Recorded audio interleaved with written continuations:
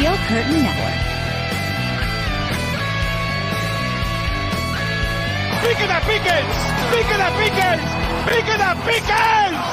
What's up, Steeler fans, and welcome back to another episode of the Steelers Preview Podcast. I'm Jeff Hartman, joined by Dave Schofield and Bryan Davis. What's up, Dave? How's it going? Not too much. It's going okay. I don't know how to answer this. We got awards possibly coming up tonight. Yeah. We've got talks of Steelers coaches, and it's news and it's exciting, but it's still the offseason. It is true. Bryan Davis, welcome to the show. How's it going? Hey, happy holidays, because this is my national holiday is Super Bowl Sunday.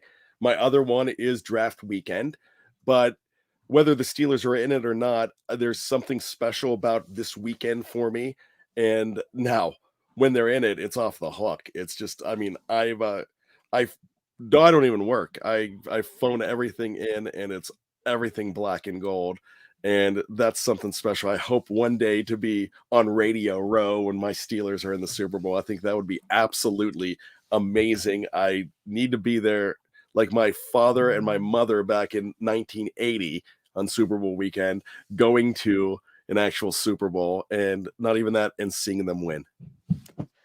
Yeah, it's been a while. We'll put it that way. It has been a while. So hopefully at some point in the near future, the Steelers do make it back to play in this big game. We'll talk about the Super Bowl and give our predictions there in the second half of the show. But we always start off with the news, and there's been a lot of news. And no, it has nothing to do with the NFL honors. That's tonight. We don't know if TJ Watt's going to win Defensive Player of the Year, or Joey Porter Jr., or Cam Hayward with the Man of the Year award. We'll find all that, and we'll have that for you at SteelCurtainNetwork.com. What we want to talk about is this coaching carousel. It is turning. So Frisman Jackson is out. A quality control coach and assistant QB coach are out. I don't even know those guys' names. I didn't even know those positions existed. And so there you go. Now, the Steelers had brought in an individual for an interview as it pertains to what we thought was a passing game coordinator, and that's Tom Arth. Tom Arth was with the Chargers last season under Brandon Staley. And we all assumed, because this came from Aaron Wilson, NFL Insider, that it was going to be a lateral move, meaning he would be taking over a pass game coordinator for the Steelers. So it's coming out earlier today, Thursday, that he is going to be hired. Well, that's interesting. Okay, so we kind of run with that. Also, the Steelers are going to be hiring a new wide receivers coach, formerly of the Denver Broncos, formerly of the New York Jets, most recently of the New York Jets, as it pertains to the Steelers. Like I said, Frisman Jackson's out. Zach Azzanni, I hope I said that correctly, is going to be hired as the Steelers wide receivers coach, reportedly from Jeremy Fowler of ESPN. And then there was a report that the Steelers were going to retain Mike Sullivan as the quarterback coach. These all came from outsiders. And then our buddy Jerry Dulac, he chimes in and says, whoa. Zach Azzanni, that's right. He's going to be the wide receiver coach. Tom Arth is going to be the quarterback coach. This is per Jerry Dulac's team sources. And he said, and then there's already being some discussions for an arrangement with former quarterback coach Mike Sullivan. So what would Mike Sullivan be? Would he be the pass game coordinator? Is he just going to be an assistant coach? We don't know. That hasn't been finalized, and none of this is official, so keep that in mind. But Dave, when you saw this news, what were your thoughts? My thoughts were, man, that's an awful lot of stuff to put in one article. And it would be really nice to know exactly how it goes down. Is it what Jer Bear says? Is it what the national guys say? It's kind of, a little bit conflicting stuff there. Bottom line is, I don't know that the Steelers would hire someone that they just call the passing game coordinator, because they've never done it before. They don't even announce who does those things usually. So it's exciting to hear some of these hires that they have. The wide receivers coach, one of his claim to fame is he both recruited and coached Antonio Brown at Central Michigan. But I know a lot of Steelers fans, when they saw that come out on Twitter, I truly expected the replies to say, I think you misspelled Hines Ward. Yeah, we'll get to that. We'll get to the potential of Hines Ward, but Bryan, I'll throw it to you. What did you think when you saw the news? Well, I was just glad to see some movement, because there's been a lot of talk about this. The main thing for me is that they bring in a pass game coordinator, because the Pittsburgh Steelers have a history in recent years of having the smallest staff in the National Football League. So I would love to see some more positions there. The biggest surprise for me, I think, was the fact that Jerry Dulac did not announce the hiring of Terrell Austin as defensive coordinator, because I think he's probably behind on that. He's usually behind a couple years on everything that he reports. I might get some heat for that, but I said it. I deserve heat if I should get it. But just having fun there. But I love the fact that the Steelers are not only thinking outside of the box, but filling the box with new positions that they haven't had before.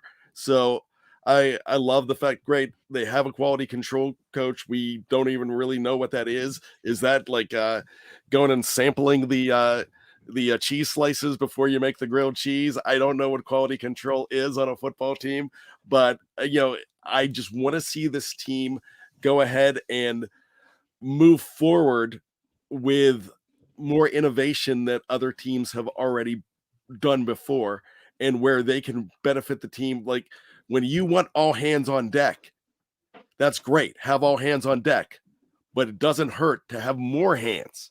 Now, they talk about too many cooks in the kitchen. That's fine. We're not asking for that, but we're asking for more taste testers in the kitchen to make sure that everything is going out well. So the Steelers historically under Mike Tomlin have one of the smallest coaching staffs in the National Football League. Last year, only one coaching staff, the New England Patriots, was smaller with 18. Steelers had 19 coaches. So I think that there's, the majority of the fan base feels like the Steelers need to get up with the times. They need to, okay, well, what's taken so long for you to hire a pass game coordinator? To me, it's not so much about the quantity of coaches, it's the quality of coaches. What's the experience like? And I think, Dave, you're right. I think a lot of fans were hoping that Hines Ward would be at least an option, which we don't know if there was an option or not for Hines Ward. I do have to wonder if Hines Ward would want a wide receiver coach position. This is a guy that was a head coach in the spring leagues. Say what you want about the spring leagues, he might have higher aspirations than as a wide receiver coach. This might sound crazy. I said this on my Let's Ride podcast when I recorded with Jeremy Betts. I would love if the Steelers said, you know what, we want Hines Ward, but we just don't want him to coach the receivers only. We want him to be an assistant head coach. Dave, this is a role that you've been wanting to be filled in some capacity since Brian Flores left, and so did John Mitchell. Hines Ward, to me, you want to talk about what it embodies to what it is to be a Steeler, not just a wide receiver. It's Hines Ward. Like, he is that guy. And so I think that if you want to get back to some of that, I wouldn't be upset with that move. Also wouldn't be upset if they bring in Mike Vrabel in that role, which is a name that's being tossed around. But Dave, what are your thoughts on Hines Ward quickly is in the coaching carousel world? My thing is I don't really know enough information about Hines Ward as a coach. Steelers fans love him because he was a great wide receiver for them. But not every player turns out to be a great coach. And how many times do we get enamored with a familiar name? I think back to the GM search, and some people, even some of those here at SCN who are our draft people, were all about Louis Riddick. I'm like, just because you hear his opinions on TV does not mean that he's the best qualified person to be a general manager. So sometimes a familiar name is what we want. But really, I don't care about the familiar name. I will just want the best coaches that the Steelers can get. Yeah, and that's why when I mentioned Hines as a potential assistant, would be he's more of the overall. He's seeing over a lot of different areas and not just a wide receivers coach. I'd be fine with that. I think that Hines would be definitely more than willing to take over that role. But we'll see. Brian, what about you? What are your thoughts on Hines Ward? Yeah, I'm going to expound on what Dave said, because I am completely there. That was my thoughts if I would have went first. But when I look at this whole thing and I think of any wish list, anything that I want, if you ask me what it is, I've got to know what it is to put it on the list. We don't know what we don't know. And that's the bottom line. If we don't know, we can't put it on the list. When Bill Cowher was hired, I was a big-time Pittsburgh Steelers fan, but I was also in college at the time. And I wasn't looking at the coordinators of other teams as much as what I knew that was going on with the Pittsburgh Steelers. And that also happened to be during the Pittsburgh Pirates run as well. and the Pittsburgh Penguins run as well. There were championships, and there were division champions for the Pirates. There was Stanley Cups. There was a lot of things going on. I had no clue who Bill Cowher was. All I saw was, wow, this guy's young. I've never heard of him. What a great mustache. That's all I knew about the guy. Then I had to read about him. I had to find out about him. Just like I did not know a lot about Ryan Shazier when he was drafted by the Steelers. I knew the position. I was enamored with the fact that the Pittsburgh Steelers needed a quarterback at the time. And I'm like, got to get Darqueze Dennard. Got to get this guy. Thank goodness they didn't get Darqueze Dennard. You know what you think you know, but the people that know are the people that are doing the hiring, and they know more. Everybody wants Byron Leftwich because he's available, but maybe Byron Leftwich is available for a reason right now. Maybe Hines Ward does not fit the bill of what Mike Tomlin wants because he was there as an intern or an assistant as a coach years ago. Who knows? Or maybe it's something that they're planning and waiting to see how everything shakes out. But when you go ahead and fill out that Christmas list, or if you say, hey, honey, let's go to the movies tonight, you're going to go ahead and say, oh, I want Fast and Furious 19 because Vin Diesel's awesome. And I love what The Rock's cooking. You know, you're going to say that. But they're like, hey, there's this other movie that looks pretty good. But you've never heard of it. But this director is up and coming. I experienced that. The guy's name was Tarantino. Another movie that I had never heard of anything was Shawshank Redemption. I went and I'm like, oh, hey, that's better than going to see that darn cat again. Darn cat. So I think Redemption, best Stephen King movie ever. Yeah, absolutely. Really? Yeah. I didn't know that. Okay. It was a short story. It was a short story by Stephen I did not know originally that. called Dave. What was Rita Hayworth in the Shawshank Redemption. Yes. There you go. There you go. There's your Awesome. Cam Hayward. Hayworth trivia. Hayworth. Nice. Hayward. Oh yeah. Sorry, Steelers are the mind. Hayward. Wasn't Cam's grandma. Trip from Right Field tonight is brought to you by Dave Schofield. I had it last week. So let me ask you all this question. You bring up someone like maybe a Hines Ward or Mike Vrabel is still out there. Of course, the big fish of Bill Belichick is still out there. Not that he's going to come into just any role, but his name is out there.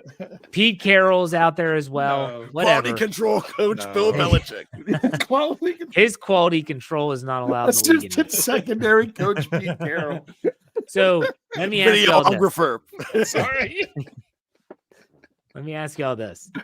Let's assume that the moves that we have announced and discussed already on this podcast are official and made official, which they haven't been done yet. I keep saying that. Do you think there's more hires to be made, or do you think the coaching staff is done? Dave, what do you think? Unfortunately, I think they'll probably be done. I would like to see them add something. Did they lose a defensive coach, like an assistant? Yes, it was it a different offensive coach? A secondary assistant, I think. Did they? I couldn't remember if they lost a secondary assistant or if their secondary assistant was coaching at the Senior Bowl or something like that. Because I'm getting those two different news items messed up because some of that stuff was blurring together. So there might be another smaller hire. I would, like I said, when they lost their assistant head coach and their special defensive assistant in the same offseason, and they replaced them with nobody. I would have really liked to see just to have another coach there, particularly someone to really help coordinate the front part of the defense, since Terrell Austin's specialty is the back part of the defense, like what Brian Flores did. That's why I would love to see it. I'm not keeping my hopes up that the Steelers are going to have another hire like that. Brian, do you think done hiring, or do you think there's going to be more to come?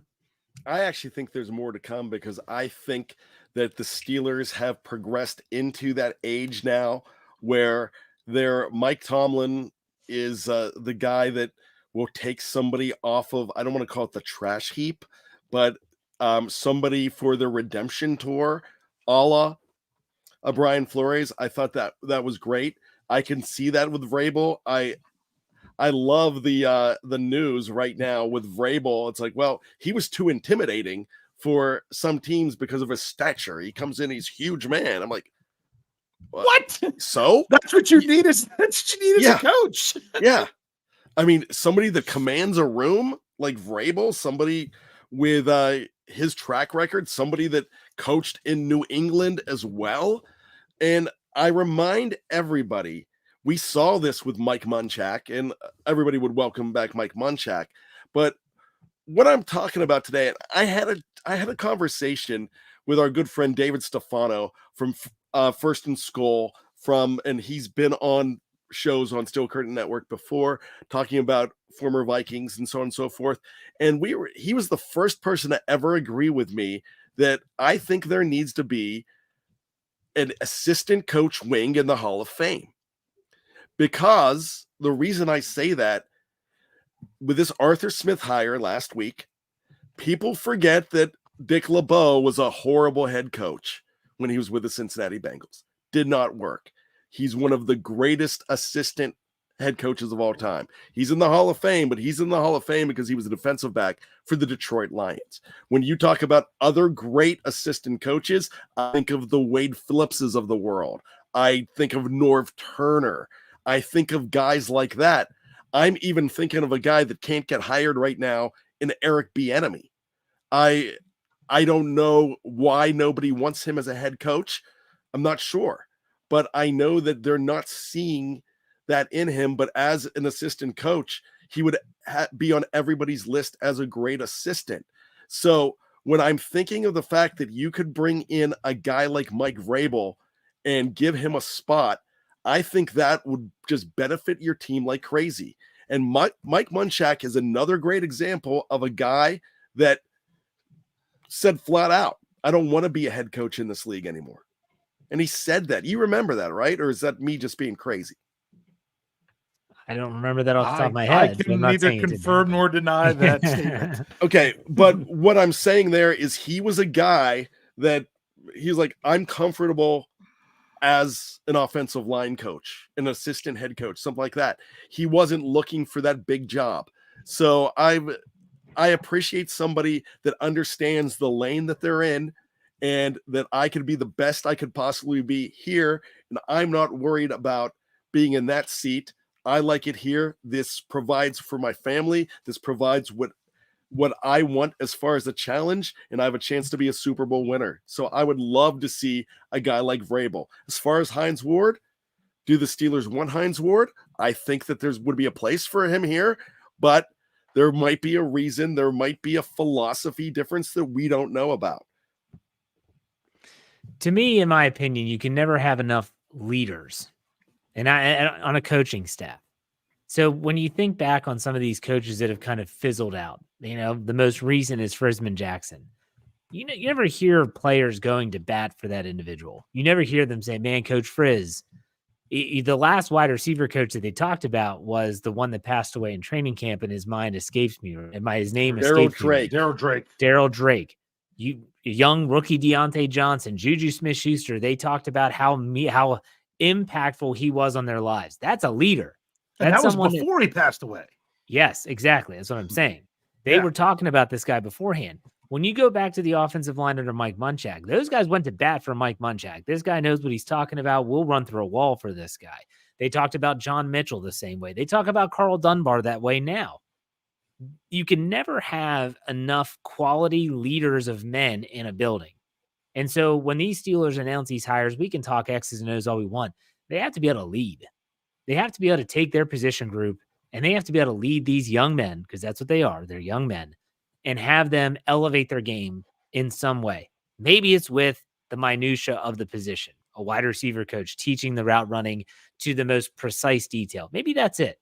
But maybe it's also with the coach that's able to take a young man aside and get him to focus on the task at hand and make sure he's doing his workouts and getting his film study in. It doesn't matter. Whatever you got to do, you got to get it done.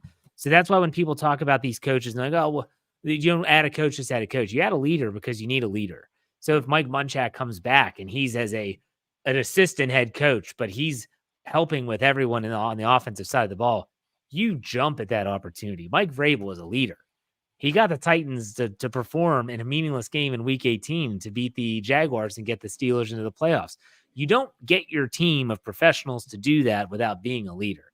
So with this coaching search, if it's done, it's done. If it's not, I hope they bring in leaders of men. That's cliche, I know, but I also think it's extremely important. Dave, any final thoughts on the coaching? No, I concur with what you just said there. Okay. Bryan, any final thoughts on the coaching? Yeah, I'm just going to jump on something that you just said. Look at what the Las Vegas Raiders are doing right now. Assistant head coach Marvin Lewis.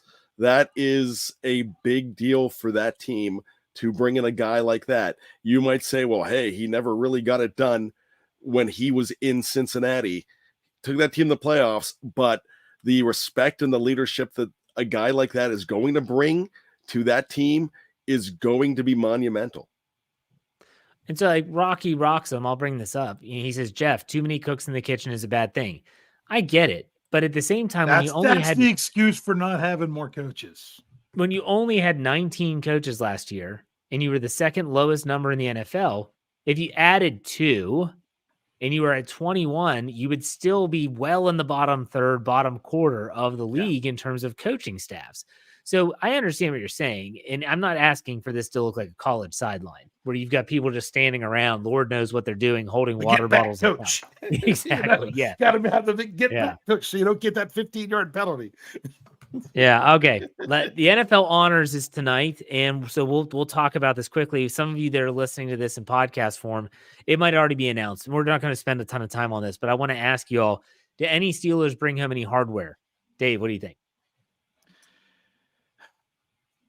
I really hope so.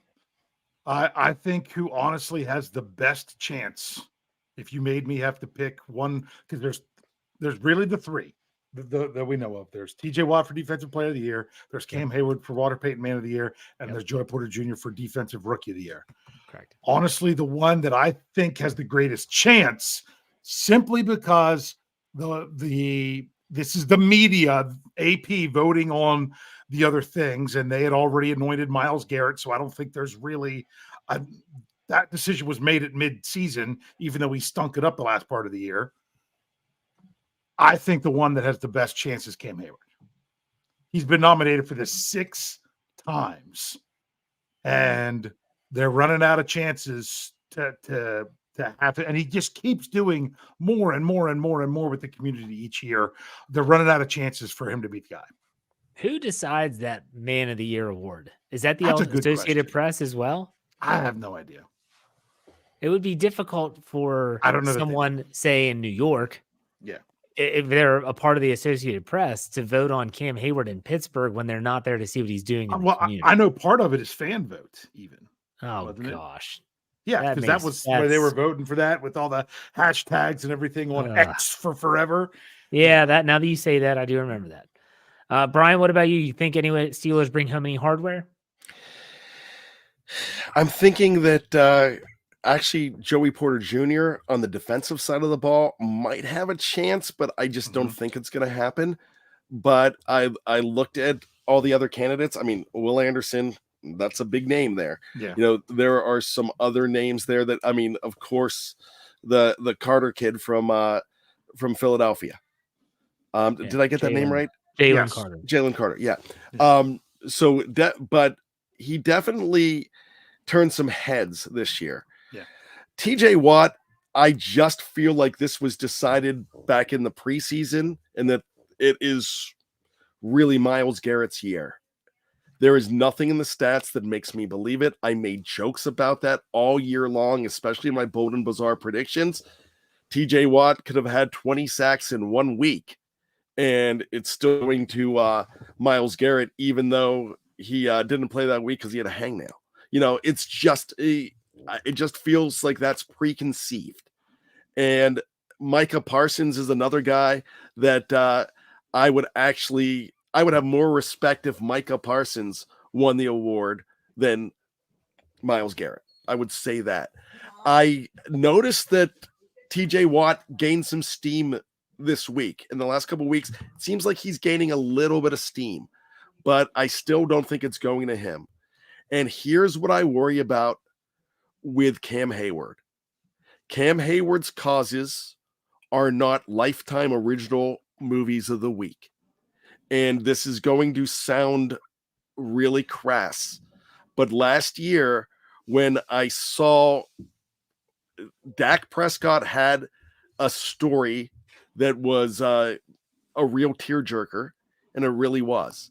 And I think because it was high profile and it was Dak, and it's the fact that it was a tearjerker, that's the way it went. But Cam Hayward's body of work, when he has Cam's week, when he does something every single day that week, he doesn't stop. He's doing something every single week of the year, and he's doing so much. He's doing stuff in the off season. And I just think that it is a promotional award, and it's more of a personality award than it is for what it should be. And that's the spirit of giving. I was trying to see, I looked on Instagram quickly to see if TJ Watt was in, where is it? Is it Hollywood? Is he on the honors? It's not in Vegas. The NFL honors, I think it's in California. Anyways, I want to see probably if at the Kodak Theater. I want to see if he was there, because if you think back, when he won it, he was there. His brother was there. His brother actually introduced the award for him. But the other times he wasn't there. He didn't show up. I feel like if he's not there, he's not going to win. But if he's there, he might have a good chance. I don't know. We'll see. I think Cam does get man of the year this year. I think he's done a lot. The Cam Gives Back week is a big week. It's a big thing. There's a lot of great stuff that happens. And I actually think TJ does have a legitimate shot. I agree with you, Brian. The last week or so has been, a lot of people have been, it seems like you see this, he's getting pumped up. Like the Steelers are putting out stuff. A lot of other people are following suit. Is it enough? I don't know. I just hope too bad they voted the week after the season was done. Is that when they voted? They have to vote before the playoffs start, because the playoffs are not supposed to influence it. So it doesn't matter. Yeah. Okay, fellas, it is at the Resorts World Theater in Las Vegas, Nevada. So it is in Vegas. Okay. Yes. All right. Interesting. Very interesting. We'll see. I hope the Steelers don't get skunked. I hope they don't they don't leave with nothing. But at the same time, I can see a world where that happens. Yeah. So, all right, but we're going to take a break. When we come back after this break, we're going to talk about Super Bowl predictions and do some Steelers trivia. We'll be right back. For those watching live on Facebook, YouTube, or Twitter, we're not going anywhere. We'll be right back. All right, Steeler fans, welcome back. It's time to talk about the last NFL game of the 2023-2024 NFL season, the Super Bowl pitting the San Francisco 49ers and the Kansas City Chiefs. I will say this first. I don't care who wins. I don't care that the San Francisco 49ers could potentially get 6. The Steelers already have someone tied with them. So it's not like it's a one-person club. I rooted hard against the Patriots to not get 6, but now that they have it, it's kind of like, okay, whatever. It's not really important anymore. The Chiefs, do I have Chiefs fatigue? Sure, I have Chiefs fatigue. But if they win it, I like Andy Reid. He seems a good guy. And so I really don't care. I just hope for a good game. Dave, do you have any rooting interest in this game? Yeah, I said earlier this week that I'll probably change who I'm rooting for during the game several times during the game based on how things are going. Because it really, I'm not really excited about either team winning, and I'm not all that mad if either team wins. So I'm glad there's no purple in this game, like we thought a couple weeks ago there might be. So then that way I really have to have more of a rooting interest, or an anti-rooting interest, I guess you would say. So I'm like you. The 6 Super Bowl things, I've said it before. If you don't like it as a Steelers fan, the Steelers need to win another one. Right. It's not, if you don't want other people to catch you, then win more. So you're setting the bar even higher. Right. So that's my thing with that. And I don't like seeing the same team win it all the time. And yeah, we do. There is the Chiefs fatigue, but I don't know. Maybe if Andy Reid wins another one, he rides off into the sunset, and that team looks a little bit different next year. Who knows? Maybe. We'll see. What about you, Brian? For me, it's kind of simple. And it really shouldn't be because, of course, I want that good game.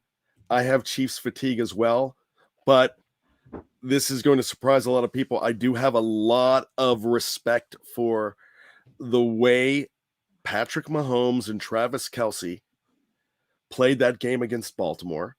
And some people that are anti-Travis Kelce said, oh, he was playing like a thug out there. I just like the fact that these two guys, when you look at their supporting cast on offense, it's just them. It's that supporting cast, especially the wide receivers, are not that good. I would actually put the Pittsburgh Steelers receivers, including if Deontay Johnson was that team, he is on that team. He's your number one receiver. Yeah. Same with George Pickens. And I tell you what, Allen Robinson would turn up on that team too. Yeah. So those receivers are not good.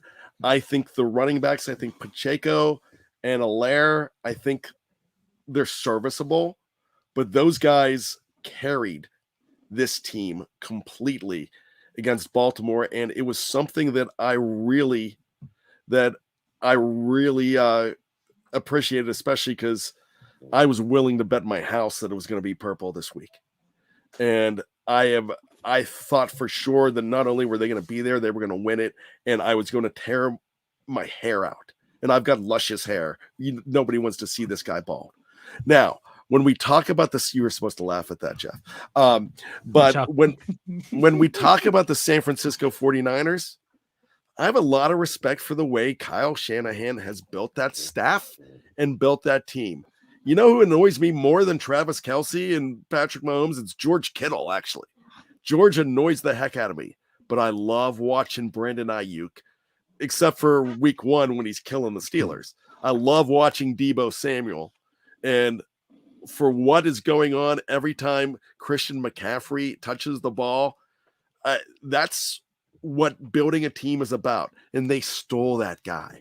They completely stole him from the Carolina Panthers. That was one of the trades of the century. So as far as everything goes, I can't wait for this game because I think it's going to be a good contest. I'm probably rooting for the San Francisco 49ers, but I want to throw something out there too. Taylor Swift does not make me want to root against the Chiefs. I love the Taylor Swift factor. I love the fact that it has brought in that just her inclusion in the stands has brought so much. Like Hondo Carpenter was talking the other day on his show that she's brought so many millions of dollars to the NFL just because of her presence. And if we're worried about somebody that's in the stands and we don't like her because she annoys us, look at the divas we had back in the day. In the 80s, Madonna and Whitney Houston, who weren't very good people. They really weren't. And this is somebody that is a positive role model. I mean, her, you might think that her boyfriend's sort of a knob. That's fine, but this isn't a horrible thing. So just having her there adds so many fans. And you know how many little girls I've seen wearing Travis Kelce jerseys because of it? There's nothing wrong with that if you're promoting the game. I want to throw in one more thing. Too bad Duck Hodges wasn't still on the Steelers. No one's talked about this, but his girlfriend just won Country Album of the Year at the Grammys. That's pretty awesome. So, hey, yeah. And that's good stuff. So Bryan, are you saying that she's, kind of become the anti-hero? Yeah, she has. She's really one that, I mean, all this, she should just shake it. Sorry. Yeah, just got to shake it off. Yeah. I just had to chuckle because Bryan said, I'll make this really quick. and then went on a 5-minute like just rambling on about this. It's fine. It's all good. Bad's back. Okay. After Forehead gave us $2, said, did you all watch Pay Dirt this week? No, I did not catch Pay Dirt this week. That is the show between Pay Saunders, who is our he's one of the homies, so you might know him from our Steel Curtain Network, and B Dirt, Brandon Harriet, They also cover their respective teams, the Bears and the Bengals, for Fans First Sports Network. And she said the Swifty bets. I guess they had Swifty bets. So I'm with you, Brian. The Taylor Swift thing for me, like Jim Nance was on the Dan Patrick Show. I saw a clip on Twitter, and he said, someone actually did the research. And in the AFC Championship game, they showed Taylor Swift on TV for total combined 44 seconds. And Jim Nance said, twice as much as the week before, though. I think it was like 26 or something. He said, what are people upset about? He said, and so Dan Patrick says, are you telling them to go to her? He goes, I don't tell my producer what to do and how to do his job. They tell me. They don't tell me anything. I'm just calling the game. And then he's calling it from the screen that he sees with the TV screen. I don't care. I really don't. Let's talk predictions. Let's talk predictions for this game. It's CBS that does it. Yeah. Yeah, exactly. It's not Jim Nance or anyone. But okay. What do we think about this game? The total on this game is 47.5, which seems really high, even though when you hear my prediction, that'll be funny. But the 49ers, the 49ers and the Chiefs are getting, let me check DraftKings quickly. It's still 2 points. So the 49ers are spotting 2. Dave, what do you think about this game? And what's your prediction? Well, what people fail to realize is that these two teams are ranked second and third in points defensively for the regular season. These were teams that did not surrender a lot of points this season. So my biggest bet of them all is the under. Which watch it come out and be like last year again with like both of them in the 40s. But just because it's the under, I don't think it's going to be bad football. But to me, I feel that through the regular season, the San Francisco 49ers have struggled when they have played some of the top defenses in the league. The only one that finished probably, I think they were even the top 5 in both the points and yards category that they handled was the Dallas Cowboys, because as I said before, they were frauds anyway. They had inflated numbers at home and not on the road, kind of like it was when it came to points scored in the Browns. But the Niners got them not in Dallas, so that's why I kind of expected that one. But when they played teams like Cleveland in Cleveland, where they points wise were much better. When they played Baltimore in San Francisco, they struggled against those teams that had top defenses in the league. I'm going to argue and say that I think the Kansas City Chiefs are the best defense in the NFL this past regular season. Why? Because they finished second in points and second in yards. And the teams that came in first in points was the Ravens. They were down in yards. I think they were, I don't know. I had it here in front of me for a minute. If I can find it. The Ravens were then 6th in yards. And then you had the Browns who were first in yards, and they were 13th in points. So to me, Kansas City averages out the best of the two main team categories you look at for defense. So that's why I'm going to, am I supposed to go ahead and give a score prediction or anything? I'm trying to remember. Yeah. That's why I'm going with, believe it or not, the Chiefs. That's who I think will win. It's not necessarily who I'm rooting for. And I gave a score on Scobro Show, and I don't even remember what it was, so I'm going to make up a new one. I'm going to say that the final score is, let's go, just for fun, Monsters Inc. We'll go 23-19. All right, Brian. Steelers won the game by that score this year. What's your prediction, Brian? You know what? I think that this is going to be a lot closer to a dynasty for the Chiefs than I originally thought. Yes, they're getting 2, but the 49ers have been suspect in the playoffs, and they have been down in both of those games to lesser teams than what the Kansas City Chiefs are. That's the Detroit Lions. That is the Green Bay Packers. So when I'm thinking of that whole thing, it almost screams that it could be the Chiefs. But I think if I'm putting my money down and they're only giving away 2, I really think that it's time that the San Francisco 49ers come alive. We saw them with some dips when they lost 3 in a row this season. But we also saw them just completely rise up and show what they can do against some very good teams like the Philadelphia Eagles, like the Dallas Cowboys and the Pittsburgh. Okay, wait, maybe not that. But all I'm saying is that I really think that the San Francisco 49ers are the team this year. And I think it's time that they are back on top for their first Super Bowl win in, believe it or not, my gosh, 30 years?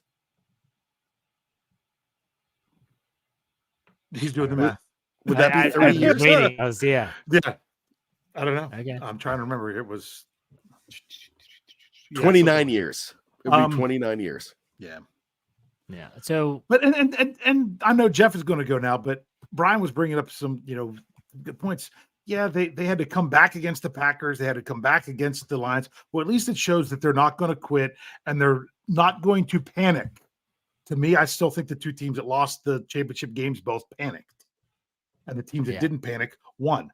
But even granted, it's the Kansas City Chiefs who won the Super Bowl last year. But if you were to tell me a team was going to go into Buffalo and win a playoff game and then go into Baltimore to win a playoff game, I would think that team is got to be kind of a little bit of an advantage going into the Super Bowl. Okay, so my theory on this is simple. Who has the better defense? Who has the better quarterback? Kansas City. I'm going to take the Chiefs, but it's going to be I think it's going to be a higher scoring game than people think, 27-24. I think the Chiefs score and kind of ice it out there at the end, 27-24. Would I love it? No. Would I love it if the 49ers win? No. I'm not going to love anything unless the Steelers win. So there you go. All right. There are predictions for the Super Bowl. Let's do some Steelers trivia. Bryan, do you have one? Yeah, I have an interesting one here too, and it has something to do with a halftime show. No, let me rephrase that. It has everything to do with a halftime show. So this halftime show has something to do with the Pittsburgh Steelers in the Super Bowl. And what is it? This halftime show? Yes, this upcoming halftime show. I don't even know who it is. So Usher Raymond, Usher is the halftime show. Does he have any special guests that I don't know? Have they announced like if someone's performing with him? It's alleged that Little John is going to be there, and that's something that I've been alleging, and I've seen that, and which I think would be awesome. Yep. But you're on the right track. You're on the right track, but you're on the wrong track. So I'm going to just give you the answer right here. Okay. Usher was a guest of the Black Eyed Peas when the Pittsburgh Steelers played the Green Bay Packers. Super Bowl 45. And guess who else was a guest there as well? Slash from Guns N' Roses. Huh. So there you go. Now, here's my regular trivia question. The Steelers have had some great artists play their halftime show. Who is the highest grossing artist to ever perform a Pittsburgh Steelers halftime show? And it's only by less than 1 million albums. I'm going to say that Bruce Springsteen barely outdoes the Rolling Stones. I'm going with Donnie Iris. Donnie Iris and the Clarks.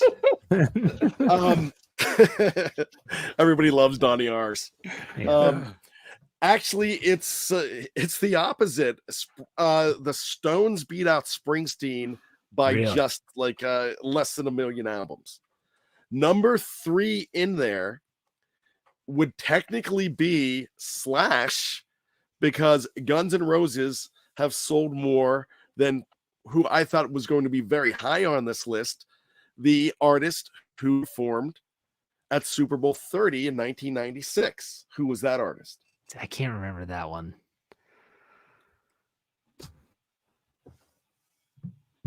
You know, Dave? These kind of questions are for someone that actually even cares a little bit about the halftime show. It was just so long ago. I can't remember who it was. One of the biggest of all time, though, and it's Diana Ross. Outside Steeler fan had it before you said it in the live chat. I good. wasn't looking because I'm looking at my list. So Yeah. I did not see that. But yeah, Diana Ross performed Super Bowl 30. Super Bowl 40 was the Rolling Stones. I thought the best performance was Springsteen in Super Bowl 43. I did enjoy the Black Eyed Peas. When my parents went to the Super Bowl in 1980, it was Up with People. A salute to big bands. There you go. What year was the wardrobe malfunction with Janet Jackson? That was with the Panthers were playing in that Super Bowl. Was that Panthers Right. Denver? I'm pretty 30 sure. years ago. No, it was Panthers and Patriots. That was the That's game right. that It almost was went Jake to Delhomme, overtime. right? Yeah. I remember one of the teams had 29 points at the end because I'd done a 29-point league that year. Because the halftime show after that, so after the malfunction, boy, did they go the opposite direction. Like, hey, we're not doing anything trendy. Let's go with the Who. Let's get. I think That was actually really good, though. It Believe wasn't it or bad. not. Did they do Tom Yeah. Petty? I think Tom Petty and the Heartbreakers Tom did Petty. one. Tom Petty did the giant. I believe it was the Giants upset of the undefeated Patriots Super Bowl. Yeah, but they're basically saying we need to have the bands that are not going to have a wardrobe malfunction. Yeah. I They're thought just Bruno now kind The of Mars. getting Rolling back in- Stones and Yeah. Bruce Springsteen. Bruce Springsteen. And, I thought Bruno Mars. He's done He it was great. twice. I just think he's spectacular. So I look for a great Super Bowl like that.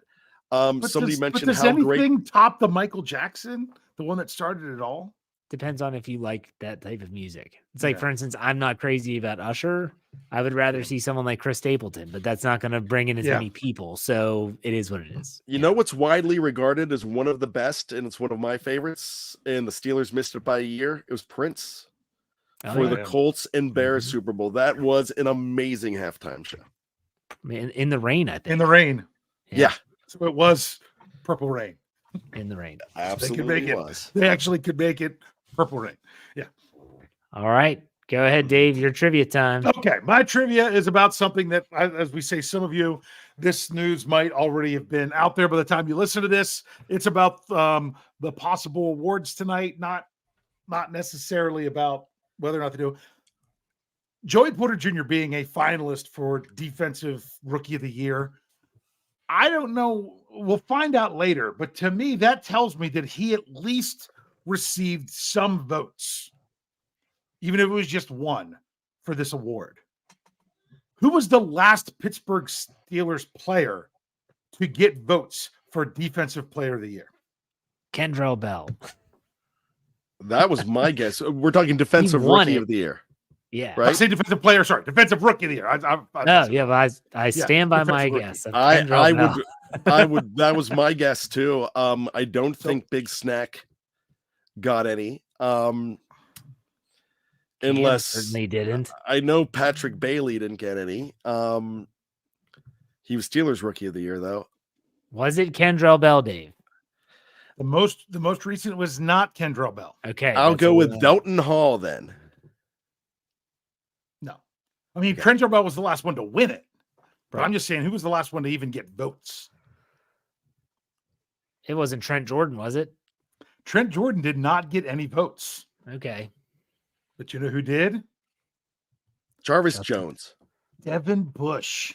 Oh, Devin barf. Bush came in third in Defensive Rookie of the Year voting. He had more votes than Josh Allen from not Josh Allen, the quarterback, Josh Allen, the edge rusher from Jacksonville. Jacksonville. He Yeah. came in third behind Max Crosby was second and Nick Bosa was first.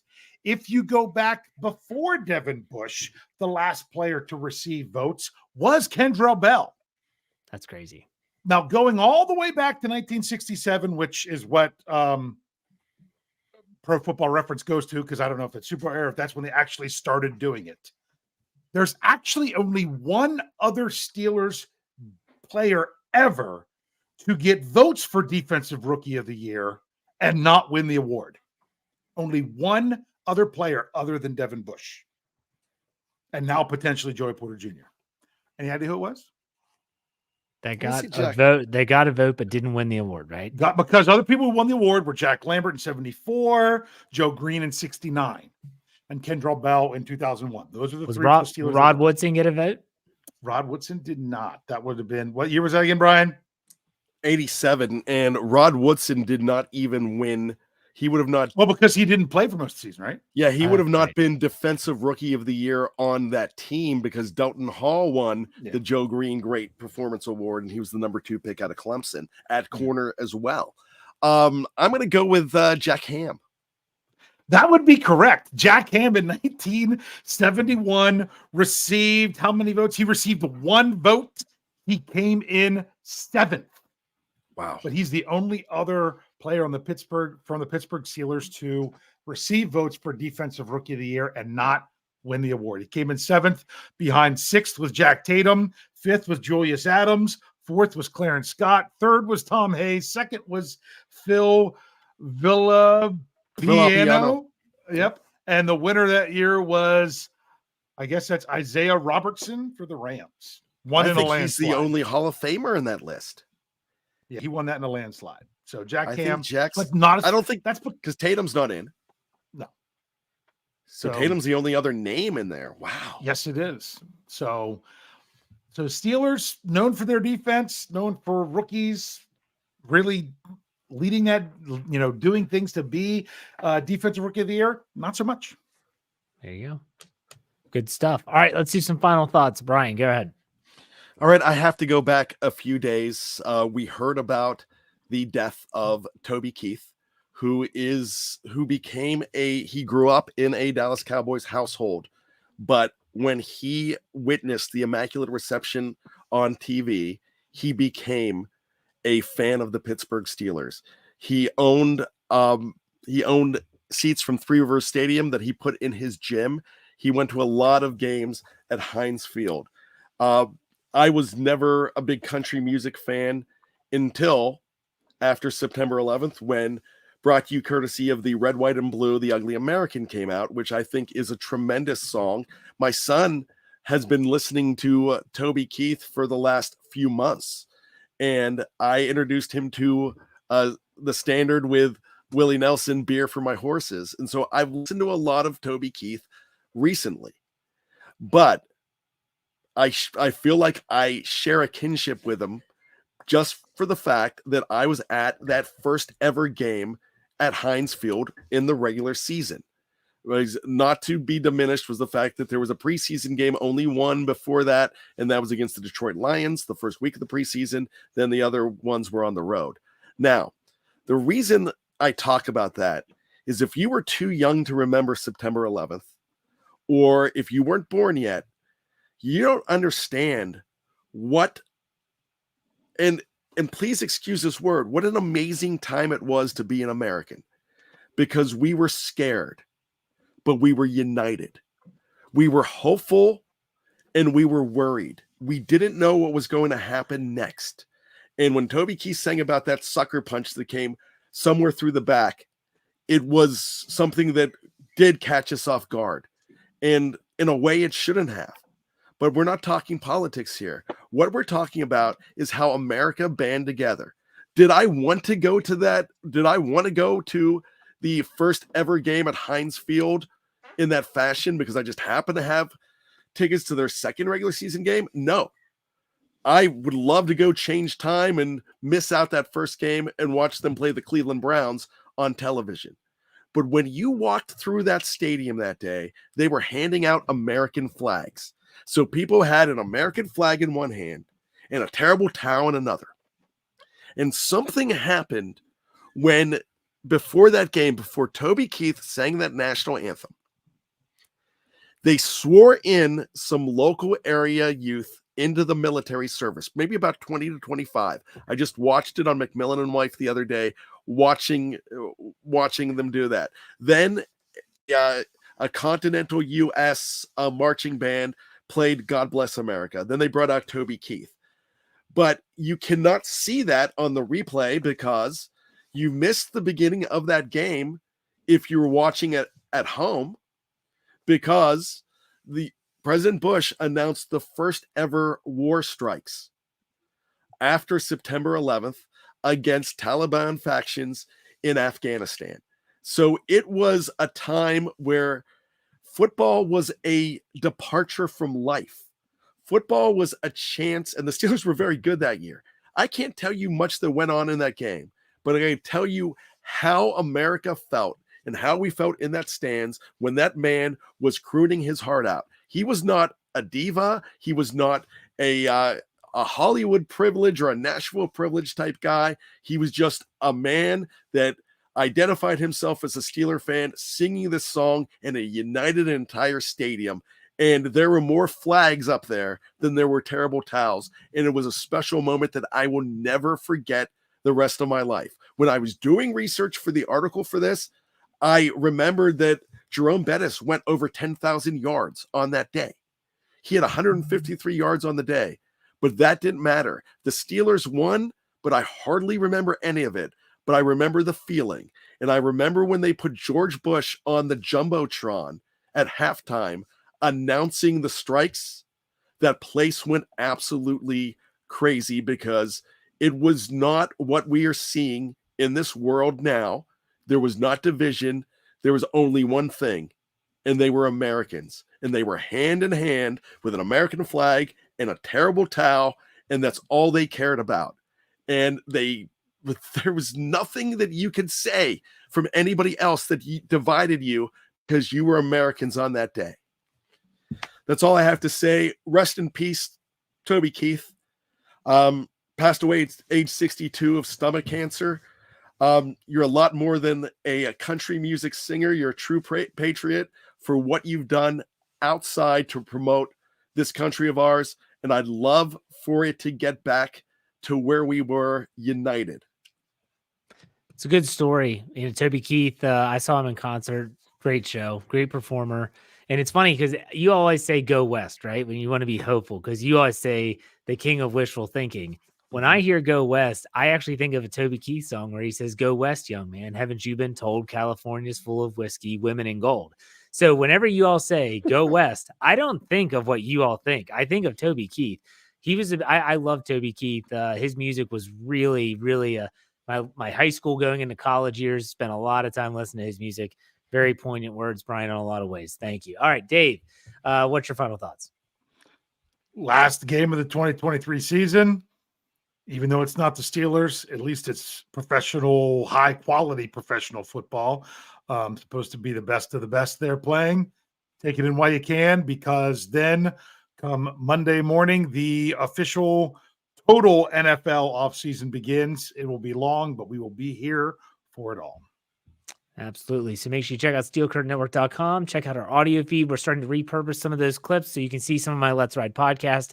On the YouTube channel, you saw Dave's Stat Geek where he talked about the numbers. Bryan did some bad memories of Super Bowl 40 this past week. So check out all those videos. You want the full show? Go check us out on the audio side. You have links in the video description. So check those out. All right, Dave, you know how we finished out? Hey. We'll see you next week on another Steelers preview.